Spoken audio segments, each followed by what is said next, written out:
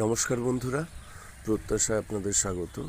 তো আজকে এই ভিডিওর মাধ্যম দিয়ে তোমাদের দেখাবো যে সমস্ত ভাইয়েরা, বেকার ভাই বোনেরা ডাক ফার্মিং করতে চাও বা হাঁসের খামার করতে চাও, কিন্তু উপযুক্ত পরিমাণে জল না থাকার জন্য বা আশেপাশে পুকুর, নদী, নালা, খানাখন্দ ইত্যাদি না থাকার জন্য তোমরা ভাবো যে কিভাবে আমরা করব এই ধরনের ডাক ফার্মিংটা।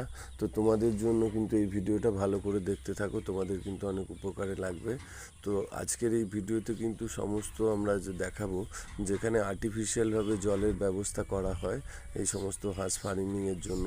এখানে কিন্তু কোনো পুকুর জলাশয়ের দরকার হয় না, অর্থাৎ পুকুর ছাড়াও কিন্তু এই ডাক ফার্মিং করা যায়। তো সামনে যেটা তোমরা দেখতে পাচ্ছ এগুলো সমস্ত হচ্ছে ইন্ডিয়ান রানার হাঁসের বাচ্চা। তো দেখো এখানে প্রচুর পরিমাণে কিন্তু হাঁস রয়েছে, এখানে প্রায় 1000-এর